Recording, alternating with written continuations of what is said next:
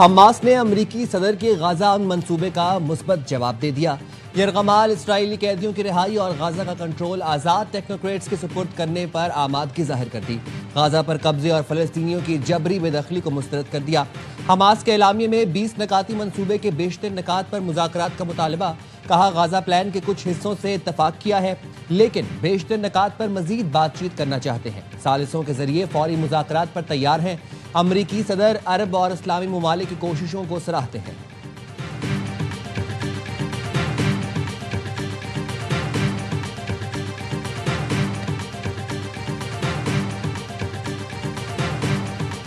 I want to thank the countries that helped me put this together: Qatar, Turkey, Saudi Arabia, Egypt, Jordan, and so many others. So many people fought so hard. This is a big day. Very importantly, I look forward to having the hostages come home to their parents. امریکی صدر Donald Trump کا اسرائیل سے حملے روکنے کا مطالبہ۔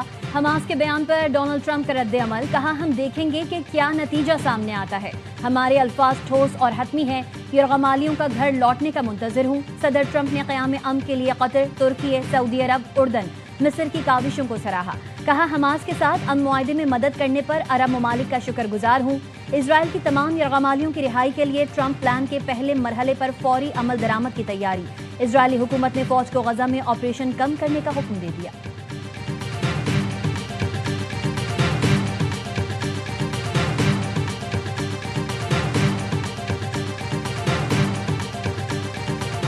فلسطینی عوام پر جاری نسل کشی کے بعد ہم جنگ بندی کے سب سے قریب ہیں۔ حماس کے بیان نے جنگ بندی اور امن کی نئی راہیں کھولی ہیں۔ وزیر اعظم شہباز شریف کا ایکس پر پیغام۔ صدر ٹرمپ قطر، سعودی عرب، امارات، ترکی، اردن، مصر اور انڈونیشیا کی قیادت سے اظہار تشکر، کہا پاکستان بردار ممالک کے ساتھ مل کر فلسطین میں دائمی امن کے لیے کوششیں جاری رکھے گا۔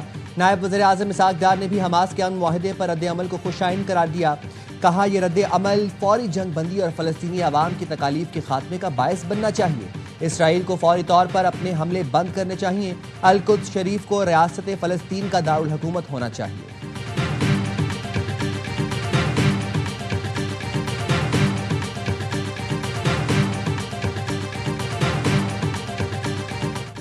ٹرمپ پلان کے جواب میں حماس کا بیان حوصلہ افزا ہے۔ اقوام متحدہ کے سیکریٹری جنرل اینٹونیو گوٹریس کہتے ہیں فریقین غزہ جنگ ختم کرنے کے موقع سے فائدہ اٹھائیں۔ قطر کا بھی حماس کے بیان کا خیر مقدم۔ قطری وزارت خارجہ نے کہا غزہ جنگ کے خاتمے پر بات چیت کے لیے مصر اور امریکہ کے ساتھ رابطے شروع کر دیے ہیں۔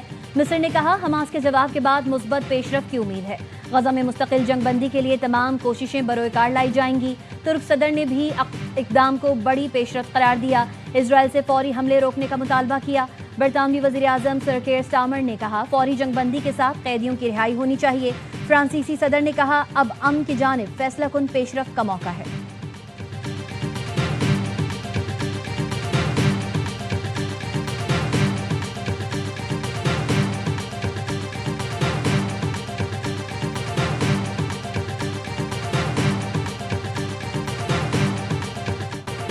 اسرائیل نے گلوبل سموتھ فلوٹیلا کے 4 اطالوی کارکنوں کو ڈی پورٹ کر دیا۔ چاروں اطالوی پارلیمنٹیرینز اٹلی پہنچ گئے۔ 450 سے زائد رضاکار اسرائیل کی حراست میں ہیں۔ سابق سینیٹر مشتاق، گریٹا تھنبرگ اور نیلسن منڈیلا کے پوتے بھی شامل۔ گلوبل سموتھ فلوٹیلا کی انتظامیہ کا کہنا ہے رضاکاروں نے احتجاجاً بھوک ہڑتال شروع کر دی ہے۔ اسرائیل کی حراست میں موجود گلوبل سموتھ فلوٹیلا کے کارکنوں نے انتہا پسند اسرائیلی وزیر کے سامنے فلسطین کے حق میں نعرے لگا دیے۔ اسرائیل کی قومی سلامتی کے وزیر بن گوئر نے قیدی بنائے گئے کارکنوں کو دہشت گرد اور قاتلوں کا حامی قرار دیا۔ زیر حراست کارکنوں نے فری فلسطین کے نعرے لگا کر اسرائیلی وزیر کو آئینہ دکھا دیا۔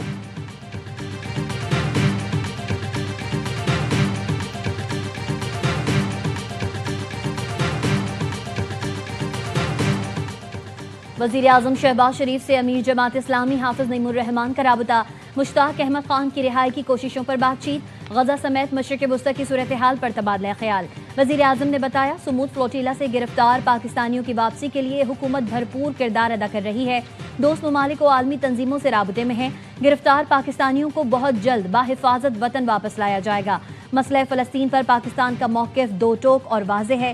القدس شریف کو فلسطینی ریاست کا دارالحکومت تسلیم کرتے ہیں. حافظ نعیم نے کہا پاکستان کو صرف آزاد فلسطینی ریاست کے قیام کے مطالبے پر قائم رہنا چاہیے. ارض مقدس پر ریاست صرف فلسطین ہے، باقی مقبوضہ علاقہ ہے.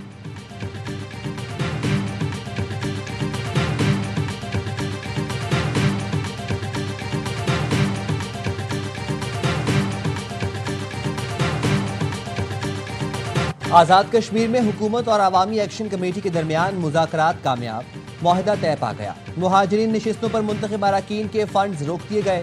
مہاجرین کی نشستوں پر منتخب ارکان وزارتوں سے بھی فارغ. مہاجرین کی نشستوں کے حوالے سے اعلیٰ سطح کمیٹی تشکیل دی جائے گی. کابینہ کا حجم کم کر کے 20 وزراء اور مشیروں تک محدود کیا جائے گا. 1 اور 2 اکتوبر کے واقعات میں جاں بحق افراد کے لواحقین کو مالی امداد، ایک سرکاری نوکری دی جائے گی. زخمیوں کو فی کس 10 لاکھ روپے معاوضہ دیا جائے گا. عوامی ایکشن کمیٹی کے رکن شوکت نواز میر نے کہا وزیر اعظم شہباز شریف اور حکومتی مذاکراتی کمیٹی کے مشکور ہیں. یہ ہمارا اندرونی معاملہ تھا، کسی دوسرے ملک کو مداخلت کی اجازت نہیں دے سکتے.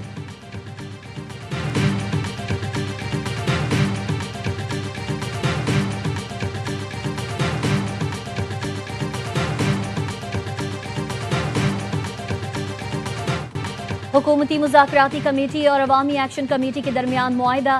مشیر وزیر اعظم رانا ثناء اللہ نے کہا عوامی ایکشن کمیٹی کے تمام جائز مطالبات منظور کر لیے گئے ہیں.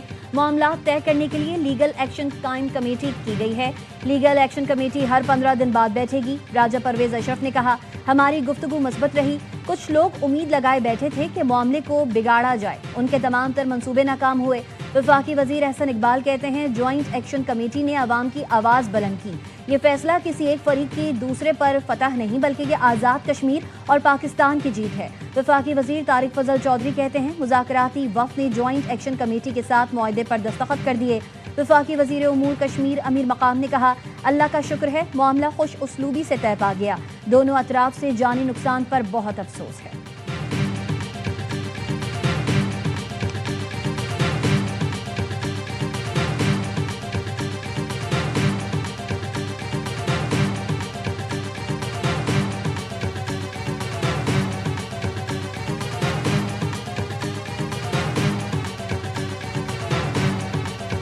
وزیر اعظم شہباز شریف کا حکومتی مذاکراتی کمیٹی اور جوائنٹ ایکشن کمیٹی میں معاہدے کا خیر مقدم.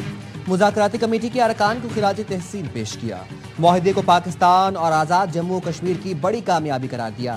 کہا امن کا قیام اور حالات کا معمول پر آ جانا خوش آئند ہے. سازشیں اور افواہیں دم توڑ گئیں.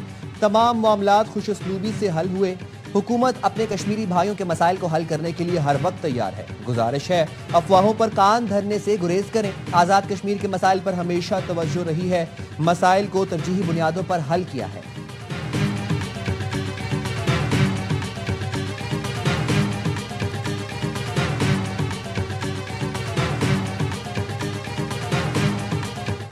سیلاب سے متاثرہ صوبوں نے آئی ایم ایف سے معاشی اہداف پر نظر ثانی کی درخواست کر دی.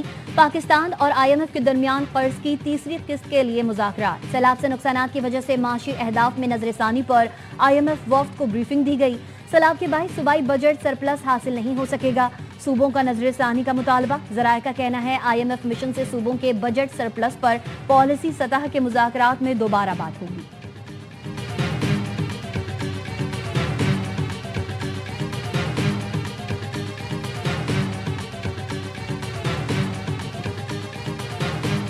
اتنا زیادہ ٹائم دیا ایک ایک کوشچن کو الیبوریٹیولی اور ڈیٹیل طریقے سے جو ہے آنسر کیا ہے. وی ریئلی ہوپ کہ اس طرح کے جو انٹریکٹیو سیشنز ہیں وہ کنٹینیو رہیں تاکہ جو ایک گیپ ہے between the youth and different institutions of our country اس گیپ کو وہ فل کر سکے اچھے طریقے سے.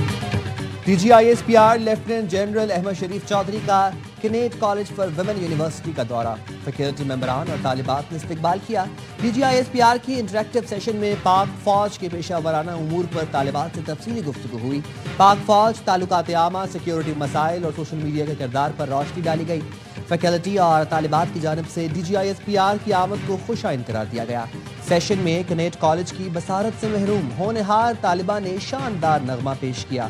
طالبات نے شہداء اور غازیان پاک فوج کو خراج تحسین پیش کیا.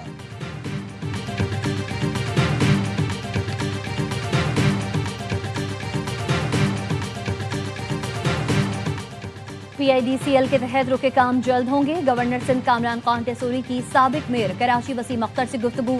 وفاقی فنڈ سے جاری ترقیاتی کاموں کو روکنے پر وسیم اختر کا اظہار تشویش. گورنر سندھ نے صدر اور وزیر اعظم سے بات کرنے کی یقین دہانی کرائی. جلد کام شروع ہوگا. کراچی کی ترقی پاکستان کی ترقی سے جڑی ہے.